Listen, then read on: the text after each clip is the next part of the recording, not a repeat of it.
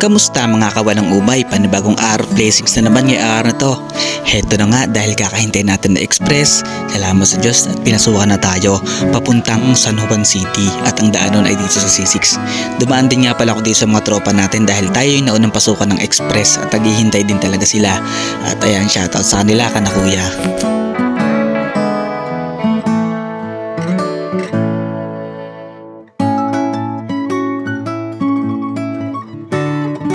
Makalipas nga ang ilang minuto ay nakarating agad tayo dito sa lugar ni ma'am. Napipick pa natin ng express at ang pinadala nga pala sa atin dito ay pagkain lang, parang kontis lang na tinapay.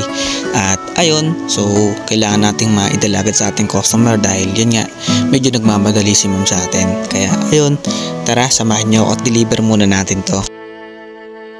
Eto na nga guys at dito tayo dumaan sa C6. Ito nga palang delivery natin ay nagkakahalaga ng 508 pesos papuntang Brooksides. So from Alabang to Brooksides ay nagkakahalaga siya ng 508 pesos. At syempre iba talaga kapag Grab Express instant ka dahil kahit saan ka napupunta na explore mo yung iba't ibang lugar. Hindi katulad kapag Grab Food nandun ka lang sa area kung saan ka nakatambay. At ito na nga guys, pababa na tayo at hanggang sa makarating na rin tayo sa ating customer. At hinihintay ko na nga lang din siya dito. So hindi ko na masyadong pinahaba itong video guys para at least magkaroon lang kayo ng idea at mapanood nyo yung bawat express natin.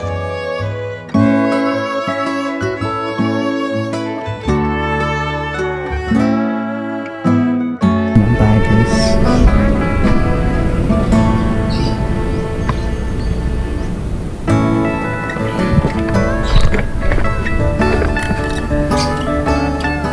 Tapo.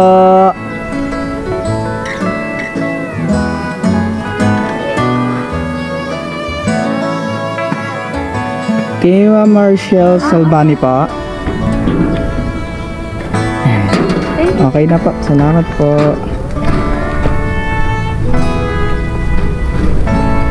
Kung mapapansin nyo guys, cash siya. Pero dahil cash siya, ay dun magmumula yung bayad sa pick up natin. At nabayaran na tayo ni ma'am dun ng 500. Tapos may tip pa tayo syempre. Ayan, medyo malayo talaga yung biyahe natin guys. At umabot talaga siya ng 1 oras mahigit. At medyo kasama dun yung slightly traffic. Tapos syempre, yung pagtitiis natin sa haba ng biyahe syempre. Hindi pa natin kailangan laging mabilis. Ang importante lang dun may deliver natin ng maayos at safety yung products na lagi natin i-deliver.